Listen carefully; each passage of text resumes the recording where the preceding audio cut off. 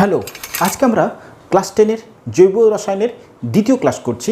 প্রথম ক্লাসে আমরা শিখেছি, যারা প্রথম ক্লাস দেখার সুযোগ হয়নি তারা প্রথম ক্লাসটা দেখে নিতে হবে, লিঙ্ক ডেসক্রিপশান বক্সে দেওয়া আছে। ওকে, সেকেন্ড ক্লাস করছি। সেকেন্ড ক্লাসে আমরা শিখব জৈব যৌগের কার্যকরী মূলক সম্পর্কে, জৈব যৌগের সমবেত ধর্ম, সমগুণীয় শ্রেণী এবং অ্যালকিল মূলক সম্পর্কে ধারণা নেব। প্রথম আসি কার্যকরী মূলক। মূলক যে সমস্ত মূলক কোনো জৈব যৌগে উপস্থিত থাকলে জৈব যৌগের প্রকৃতি এবং ধর্ম নির্ধারিত হয় তাকে আমরা বলছি কার্যকরী মূলক। কি বললাম? যে সকল মূলক বা গ্রুপ জৈব যৌগে উপস্থিত থাকলে জৈব যৌগের প্রকৃতি ও ধর্ম নির্ধারণ করে তাকে কার্যকরী মূলক বলে। কার্যকরী মূলক বলে। যে সকল মূলক বা গ্রুপ জৈব যৌগে উপস্থিত থেকে জৈব যৌগে থেকে বলে দিই, এখানে কথাটা থেকে বললে ভালো হয়, থেকে থেকে জৈব যৌগের প্রকৃতি ও ধর্ম নির্ধারণ করে তাকে কার্যকরী মূলক বলে। আচ্ছা, তার মানে কিছু মূলক, সেই মূলকগুলো সম্পর্কে জানবো আমাদের সিলেবাসের হিসাবে। সংকেত শিখব, মূলকগুলোর গঠন সংকেত দেখব, সেই মূলকগুলোর তার নাম দেখব, সেটা যখন উপস্থিত থাকবে কোন শ্রেণীর মধ্যে সেটা পড়ে সেটা শিখব, আর কিছু একটা করে উদাহরণ শিখব আমরা। ওকে, তাহলে প্রথম আমরা শিখছি single bond OH। Single bond OH এইটার গঠন সংকেত, এই মৌলটার, এই যে মূলকটার, এটার নাম কি আগে বলে নিই। Hydroxyl. Hydroxyl, clear? Hydroxyl, hydroxyl, hydroxyl. Okay, আচ্ছা, এর গঠন সংকেত কি না? এই সংকেতটা অক্সিজেন আছে, তার দুটো হাত মানে যোজ্যতা 2, তার সাথে একটা হাইড্রোজেন যুক্ত হয়েছে, এইটা আমরা লিখেছি এখানে। এইটার গঠন সংকেত এরকম, ভেতরের গঠনটা, অর্থাৎ এটা কিভাবে কোন কার সাথে কীরকমভাবে যুক্ত হয়েছে গঠন সংকেত। এই হাইড্রক্সিল মূলকটা যখন কোনো জৈব যৌগে উপস্থিত থাকবে, সেই জাতীয় মৌলগুলোকে যে শ্রেণীতে রাখা হয় তাদেরকে আমরা বলি অ্যালকোহল। অ্যালকোহল। উদাহরণ হিসাবে আমরা বলছি CH3OH, এটার নাম মিথাইল অ্যালকোহল। একটু তুলে রাখবে, এটাকে কি বলছি আমরা? Methyl alcohol. নামকরণ কি করে হলো সেটা আমি আসবো। এই অংশটাকে বলছি মিথাইল, মিথাইল, মিথাইল, আর এটাকে বলছি অ্যালকোহল। এই অংশটা CH3, এটাকে বলছি মিথাইল। তাহলে আমি শুধু এই মুহূর্তে জেনে রাখছি সিঙ্গেল বন্ড CH3 কিভাবে এসছে আমি আসবো। এইটাকে আমি কি বলছি? মিথাইল। সবগুলো আমি মিথাইল দিয়েই উদাহরণ দিয়ে দেবো। মিথাইল। ওকে, মিথাইল অ্যালকোহল। প্রথম কার্যকরী মূলক ক্লিয়ার হয়েছে। কি বললাম? সংকেতটা সিঙ্গেল বন্ড OH, এই গ্রুপটার, এইটার মূলকটার নাম হাইড্রক্সিল। এটা যখন কোনো জৈব যৌগ উপস্থিত থাকবে সেই শ্রেণী কোন শ্রেণীতে ফেলবো সেগুলোকে আমরা অ্যালকোহল গ্রুপে, অ্যালকোহল শ্রেণীতে ফেলবো। উদাহরণ হিসেবে বললাম মিথাইল অ্যালকোহল। OH মানে অ্যালকোহল, আর এইটা অংশটাকে মিথাইল বলছি। আচ্ছা, এবারে আসছি single bond CHO। Single bond CHO।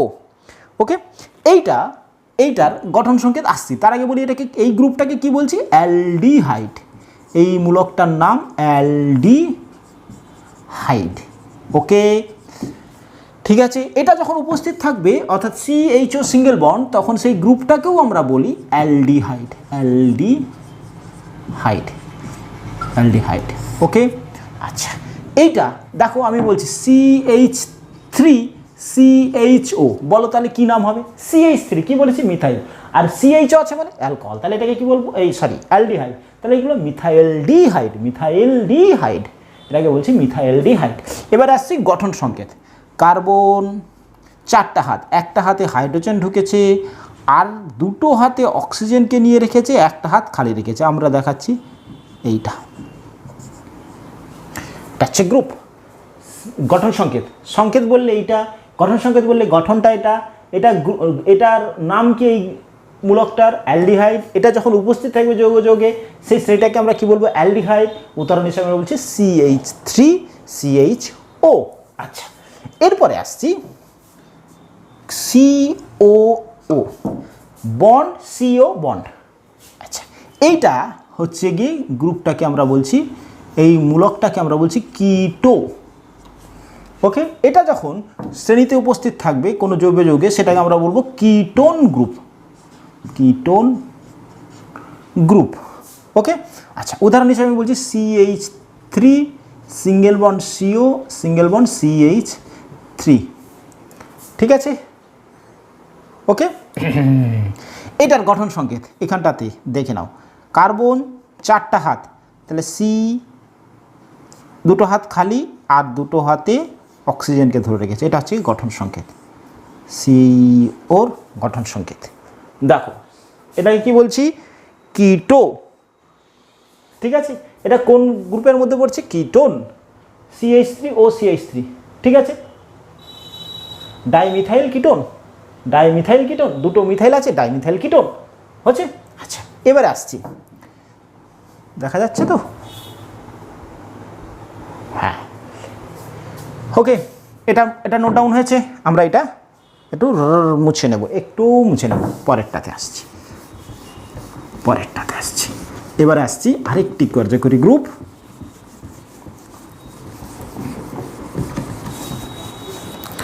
সেটা হচ্ছে কি সিঙ্গেল বন্ড COOH,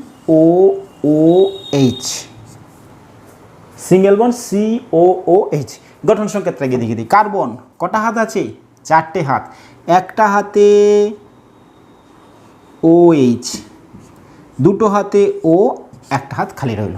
ওকে, তাহলে এটা গঠন সংকেত হয়ে গেল। দেখো COOH, তাহলে একটা হাতে OH, 2টো হাতে অক্সিজেন, একটা হাত খালি রইল, দ্যাট ইজ এই হাতটা। এইটাকে কি বলছি? কার্বক্সিলিক,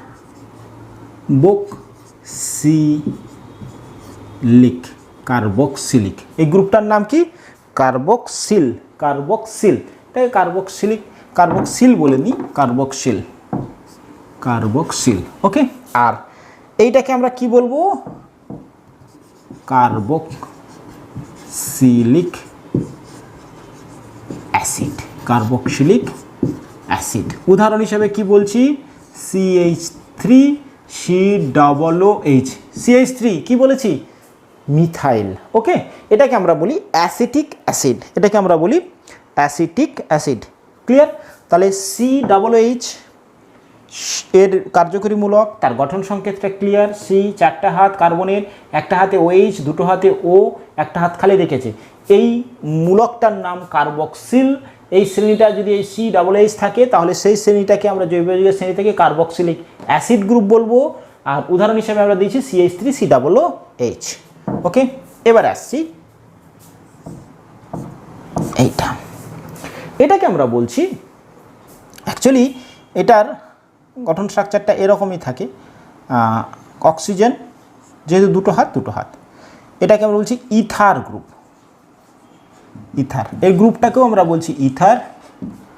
আর সংকেত হিসাবে আমরা ধরছি CH3OCH3, di methyl ether.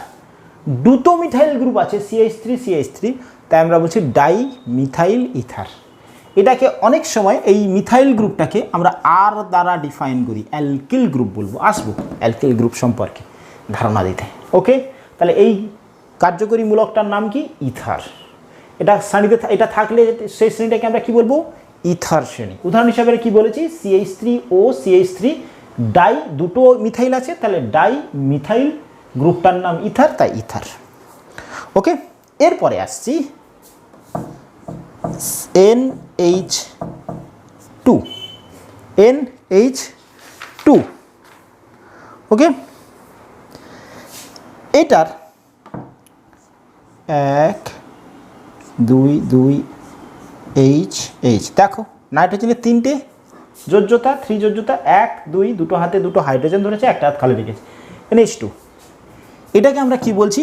Amino. Amino এই মূলকটার নাম অ্যামিনো। এটা যখন উপস্থিত থাকবে তখন আমরা সেটাকে বলছি অ্যামিন। অ্যামিন ওকে, অ্যামিন ওকে। তাহলে এটাকে কি বলছি? অ্যামিন। আচ্ছা এবারে তাহলে সেই মিথাইল দিয়েই বলি CH3 একটা হাতে CnH2, তাহলে এটাকে কী নাম বলবে বলো? এটা কি বলেছি? মিথাইল, আর এইটা থাকলে এই গ্রুপটা কী হবে? অ্যামিন। তাহলে মিথাইল অ্যামিন, মিথাইল অ্যামিন ওকে। তাহলে এইগুলো তোমাদের সিলেবাসের মধ্যে আপাতত আছে ক্লাস 10-এর জন্য। তাহলে আমরা শিখলাম 6টা কার্যকরী গ্রুপ সম্পর্কে আমরা দেখলাম ওকে। কার্যকরী গ্রুপ সম্পর্কে ধারণা হলো, অর্থাৎ কোনো মূলক, এই মূলকগুলো যখনই কোনো কার্যকরী গ্রুপে কোনো জৈব যৌগে উপস্থিত থাকবে তখনই তাদের ধর্মটা আলাদা আলাদা হবে, এবং সেই শ্রেণীগুলোকে আমরা বিশেষ বিশেষ নামে ডাকছি সেগুলো দেখলাম এবং প্রত্যেকের একটা করে উদাহরণ দেখলাম ওকে। এরপরে আসি আমরা, এরপরে আসবো সমাবয়বতা। সমাবয়বতা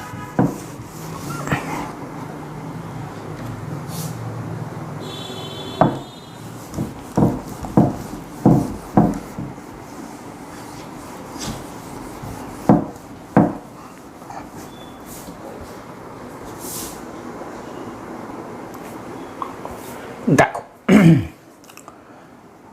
সি সি সি সি কটা কার্বন আছে? 4টে কার্বন। কার্বনের কটা করে হাত আছে? 4টে করে হাত।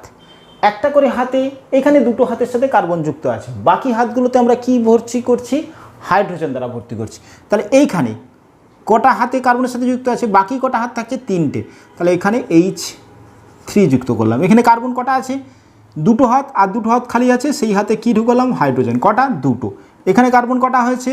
3টে হাত, 1 2 3, তাহলে বাকি থাকছে একটা হাত, তাহলে একটা H। এখানে কটা হয়েছে? দুটো, তাহলে বাকি থাকছে কটা? দুটো। তাহলে যৌগটা গঠন স্ট্রাকচারটা ক্লিয়ার হলো।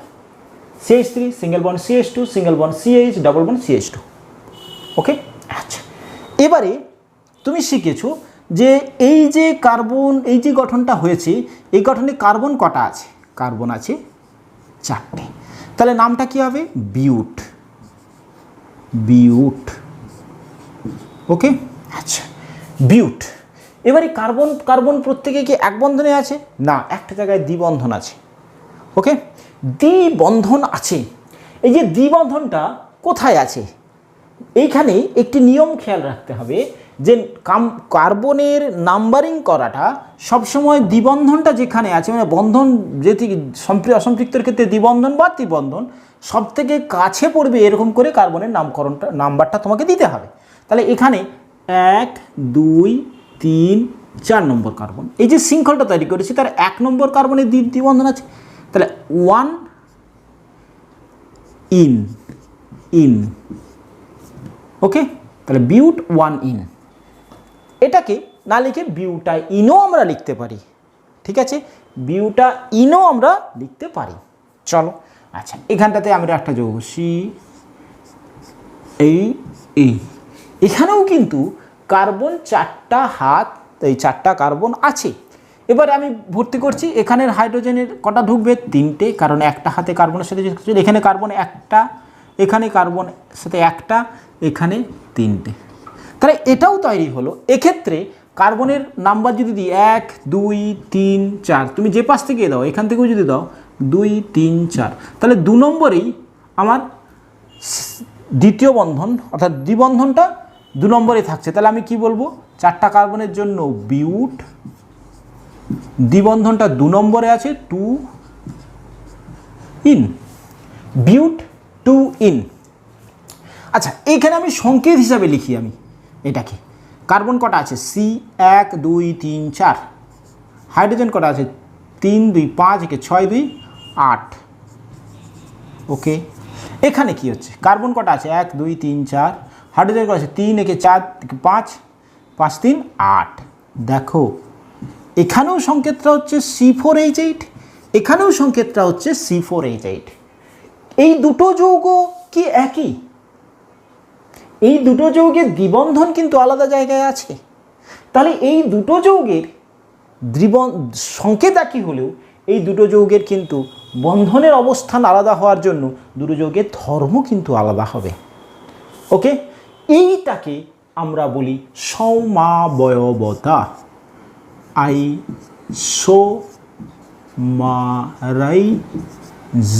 আইসোমেরিজম।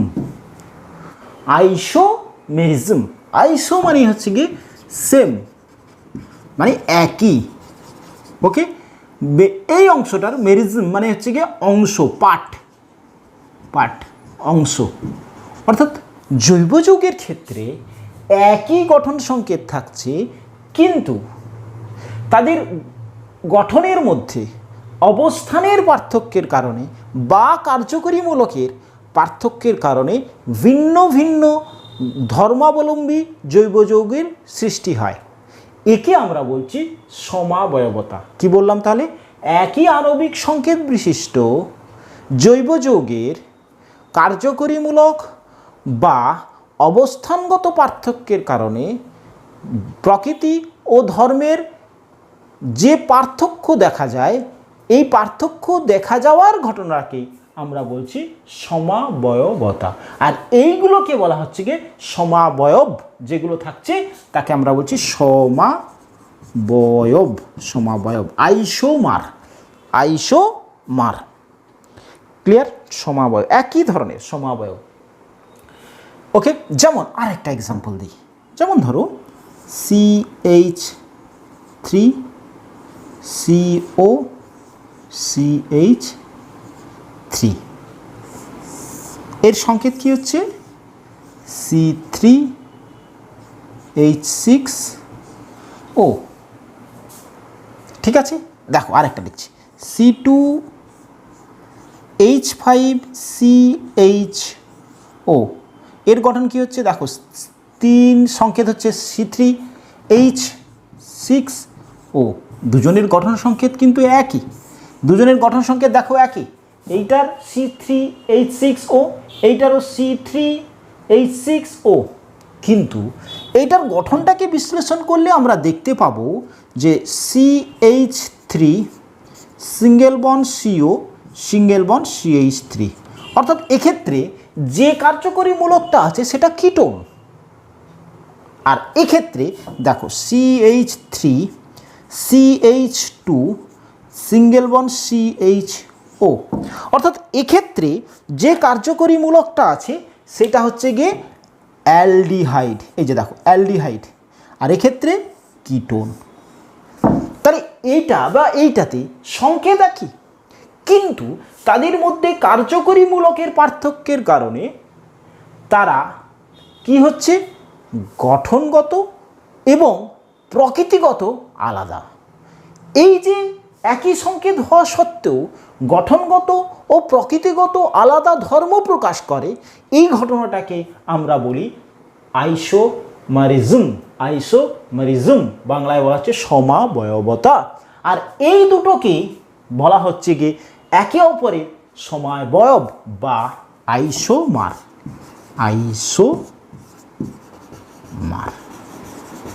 ওকে, এটা অবস্থানগত বললাম, এটা গঠনগত, অর্থাৎ কার্যকরী মূলকের পার্থক্যের জন্য হচ্ছে সমবায়তা। অবস্থানগত হতে পারে, কার্যকরী মূলকের পার্থক্যে আমরা সমবায়তা দেখালাম। ওকে, আরও একটা অবস্থানগত আমরা দেখাতে পারি। যেমন ধরো CH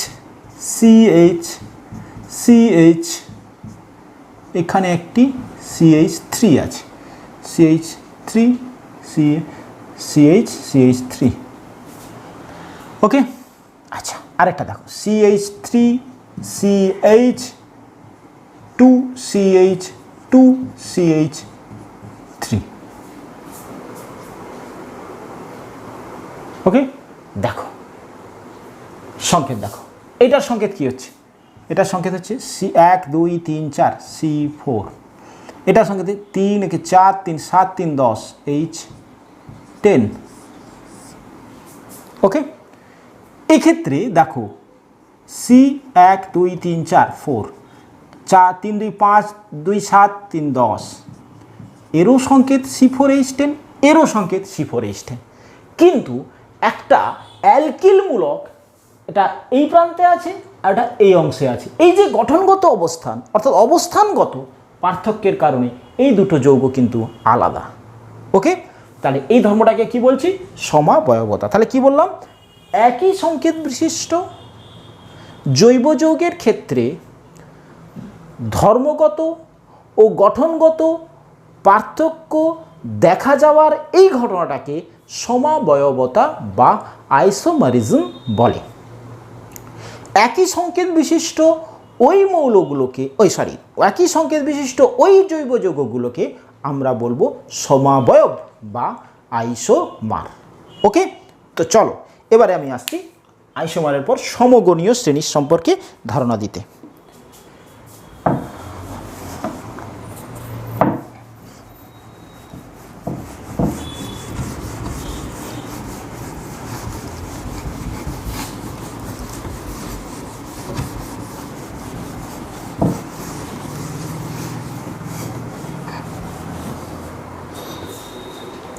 এবার আসছি সমগণীয় শ্রেণী।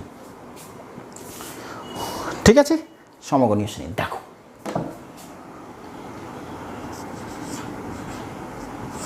অ্যালকেন।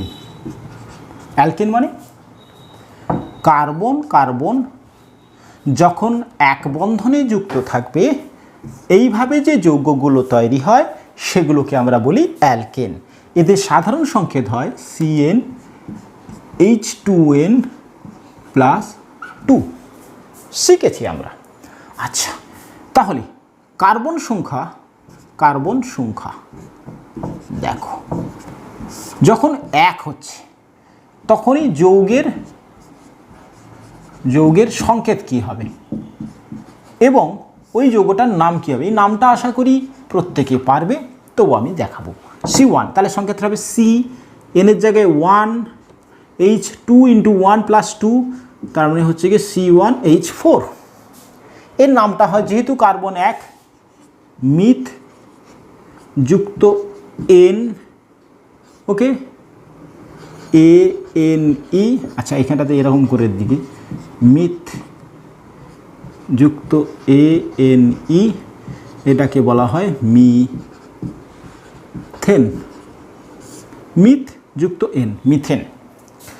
আচ্ছা, যদি কার্বন সংখ্যা 2 হয় তাহলে সংকেতটা হবে C, n এর জায়গায় 2, এখানে হবে H, 2 × 2 4, 2 × 6, তাহলে যৌগটার নাম হয় EATH, ইথ যুক্ত, যেহেতু এক বন্ধনে আছে N, তাহলে নামটা হয় ইথেন।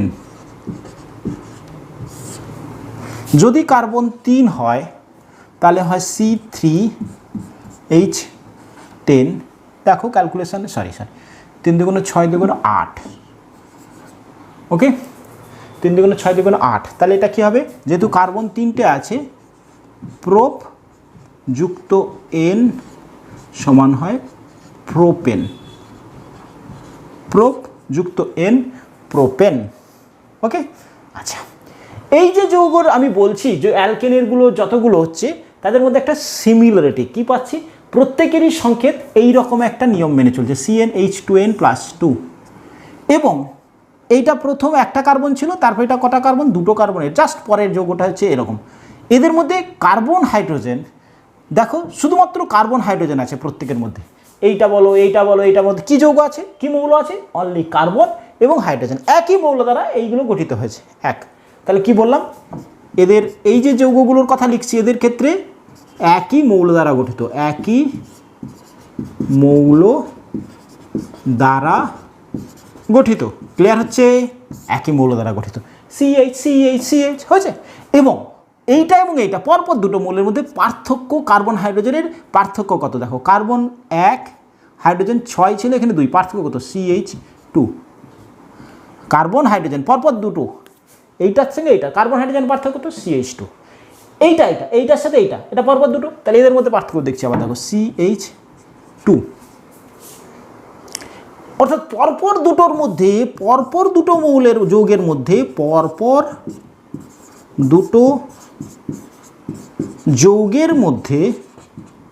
যৌগের মধ্যে পার্থক্য CH2 পার্থক্য থাকবে,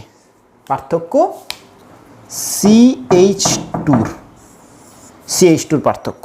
ওকে, CH2 পার্থক্য থাকে। পরেরটাও তুমি যদি দেখো 4 নম্বর C4, এই 4 দুগুণ 8 10, দেখো CH2 এটার সঙ্গে এটা পার্থক্য কত, CH, মিল হাইড্রোজেন কার্বন ছাড়া কিছু নেই না। তখন এই শ্রেণীটাকে আমরা বলছি সমগ্রণীয় শ্রেণী। মানে কি বললাম, মৌল কতগুলো যৌগের মধ্যে একই উপাদান দ্বারা গঠিত এবং পরপর দুটো যৌগের মধ্যে যদি CH2 পার্থক্য থাকে তখন সেই শ্রেণীকে আমরা বলছি সমগণীয় শ্রেণী। কি বললাম, একই মৌল দ্বারা গঠিত, কার্বন হাইড্রোজেন, সবগুলোই কার্বন হাইড্রোজেন দ্বারা গঠিত। আচ্ছা, এবং পরপর মৌলগুলোর মধ্যে কার্বন হাইড্রোজেনের পার্থক্য, আরেকবার রিপিট করছি, পরপর মৌলগুলোর মধ্যে কার্বন হাইড্রোজেনের পার্থক্য CH2 হবে, CH2, তখন সেই মৌলগুলোকে একটা শ্রেণীতে রাখা হচ্ছে, সেই শ্রেণীটাকে আমরা বলছি সমগণীয় শ্রেণী। ওকে, সমগণীয় শ্রেণী। আচ্ছা, এটা একটা উদাহরণ দিলাম, চলো আরেকটা উদাহরণ দিই। CH2, আচ্ছা এখানটাতে CH2 OH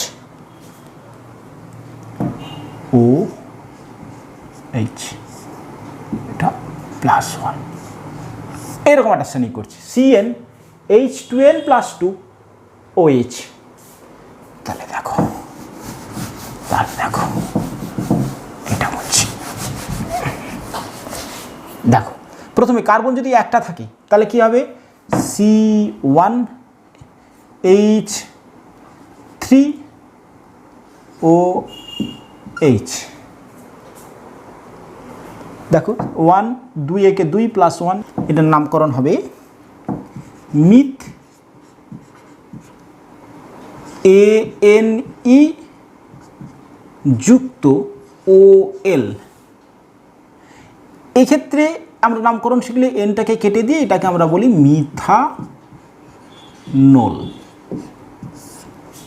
মিথানল, আচ্ছা, এটা নিয়ে আমাদের চিন্তার বিষয়, এই মুহূর্তে না, আমরা যখন শিখবো তখন শিখবো। তাহলে এটাকে আমরা বলি, পরেরটা আসছে C2H5OH, পরেরটা আসছে C3, দেখো H7OH, পরেরটা আসছে C4H9OH।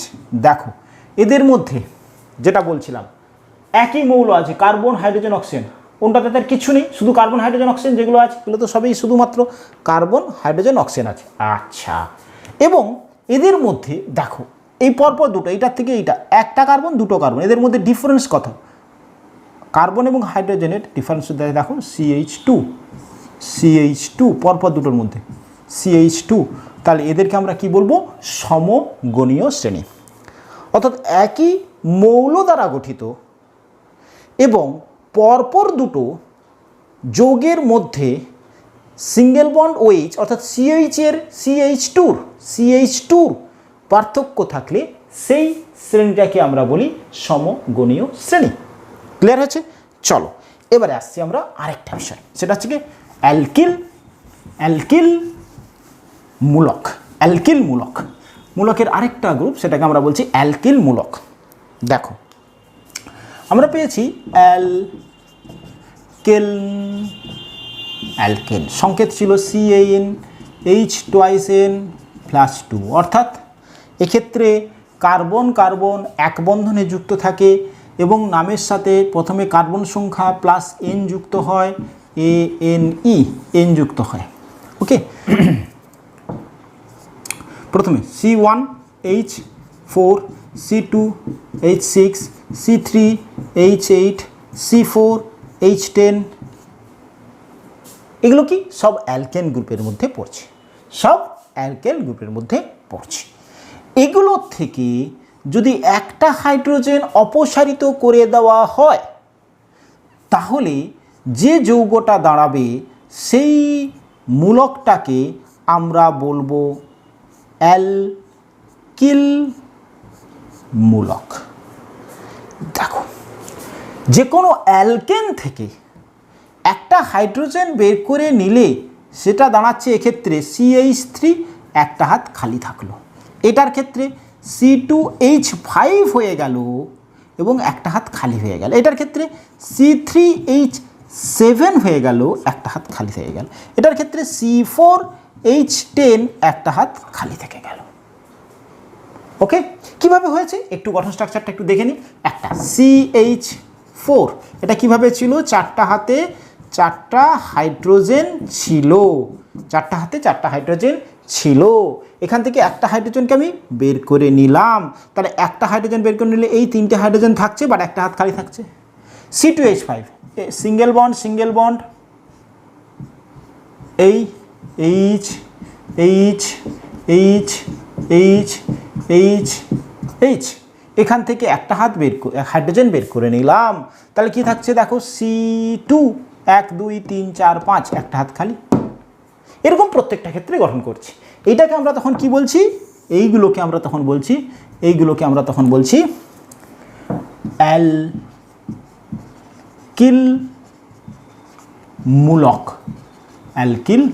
মূলক। ওকে, এক্ষেত্রে এইগুলোর নাম কি হবে, এইগুলোর নামকরণ কি হবে? এক্ষেত্রে কার্বনের সংখ্যা হিসাবে তুমি নামটা বলতে পারবে। কার্বন 1, এখানে কার্বন কটা আছে, একটা, তাহলে নাম কি হবে, মিথ। ওকে, প্লাস এই ধরনের ক্ষেত্রে যখন অ্যালকিল গ্রুপ তৈরি করলো তখন আইল কথাটা যুক্ত হবে, তাহলে নামটা কি হবে, মিথাইল। বলেছিলাম আমি এগুলোকে আইল, methyl, CH3, single bond CH3, তাহলে এটাকে কি বলছি আমরা, মিথাইল। পরেরটা তাহলে কি হবে, কার্বন কটা আছে, দুটো, নামটা কি হবে, ইথ, সঙ্গে কি যোগ হবে, আইল। ওকে, এটা ইংরেজিতে লিখলে এরকম হয়, আইল, YL। ওকে, তাহলে এটাকে লিখলে দেখো এরকম ইংরেজিতে যদি আমরা লিখি মিথ যুক্ত আইল, তাহলে এটাকে লেখা হবে মিথাইল। ওকে, এবার ধরো এইটা, তাহলে কি লিখব, ETH যুক্ত আইল, এটাকে কি বলবো, ইথাইল। এটাকে আমরা যখনই আর দিয়ে আমরা এটাকে প্রকাশ করি, অ্যালকিল গ্রুপকে কি দ্বারা প্রকাশ করব, আর দিয়ে প্রকাশ করব, আর সিঙ্গেল বন্ড, অর্থাৎ এটা CH3 হতে পারে, মিথাইল গ্রুপও হতে পারে, ইথাইল হতে পারে, প্রোপাইল হতে পারে, বিউটাইল হবে। ঠিক আছে, ক্লিয়ার হয়েছে বিষয়টা? আচ্ছা, তো আজকেই আমরা শিখলাম 4টে বিষয় কার্যকরীমূলক। আরেকবার ছোট্ট করে পুরো বিষয়টা আলোচনা করে দিই, পুরো দেখে নিয়ে নোট করে এগুলোকে প্রিপারেশন করতে হবে, পরের ক্লাসে আবার শিখবো আমরা। কার্যকরীমূলক কি শিখলাম, কিছু মূলক জোটবদ্ধ অবস্থায় কোনো জৈব যৌগে উপস্থিত থেকে জৈব যৌগের প্রকৃতি ও ধর্ম নির্ধারণ করলে তাকে আমরা বলি কার্যকরী মূলক। যেমন এক্ষেত্রে আমরা হাইড্রোক্সিল শিখলাম, কার্বক্সিলিক মূলক শিখেছি, ইথার মূলক শিখলাম, অ্যালডিহাইড শিখলাম, কিটোন মূলক শিখলাম। ওকে, তারপরে শিখেছি সমবায়তা, অর্থাৎ আণবিক সংকেত জৈব যৌগের ক্ষেত্রে অনেকের ক্ষেত্রে দেখা যাবে আণবিক সংকেতটা এক, কিন্তু তার অবস্থানগত কার্যকরী মূলকের অবস্থানের পার্থক্য বা কার্যকরী মূলকের ভিন্নতার কারণে সেই যৌগগুলো আলাদা আলাদা ধর্ম বিশিষ্ট হবে।